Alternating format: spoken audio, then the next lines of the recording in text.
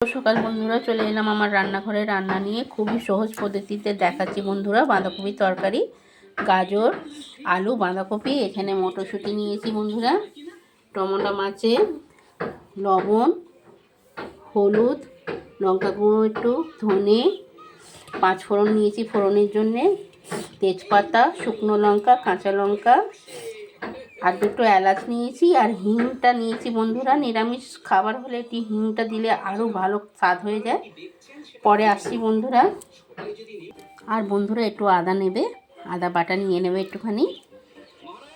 আসছি বন্ধুরা, বাঁধাকপিটা প্রেসার কুকারে সেদ্ধ করে নিচ্ছি, একটা সিটি মারলেই হয়ে যাবে। তারপরে আসছি বন্ধুরা, বাঁধাকপি সেদ্ধ হয়ে গেল। সেদ্ধ করার মানে একটাই, যে আমাদের গ্যাসও সেভ হয় আর টাইমটাও সেভ হয়। সেদ্ধ হয়ে গেছে, এখানে কড়াই তেল দিয়ে দিয়েছি। আসছি বন্ধুরা, আবার তেল গরম হয়ে গেছে বন্ধুরা, হিংটা দিয়ে দিলাম।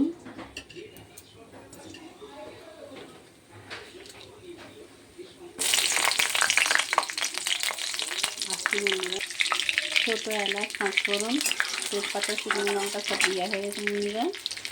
আদাটা দেবো,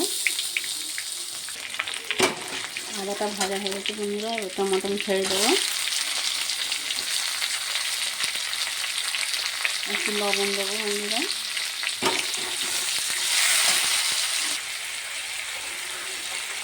মটরশুঁটি দেবো,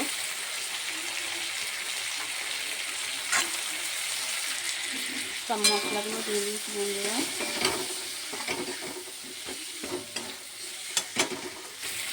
মশলা ভাজা হয়ে গেছে, এবার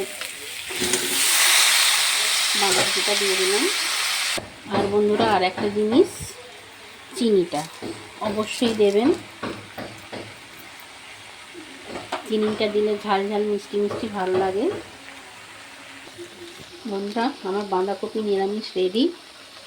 অবশ্যই প্রেসার কুকারে করবেন, তার ভেতরে আপনার টাইমটাও সেভ হবে আর গ্যাসটাও সেভ হবে। নিরামিষ বাঁধাকপি রেডি বন্ধুরা। ধনে পাতা, কাঁচা লঙ্কা দিয়ে গার্নিশ করে দিয়েছি। কেমন লাগবে বলবেন বন্ধুরা, কমেন্ট, লাইক করবেন।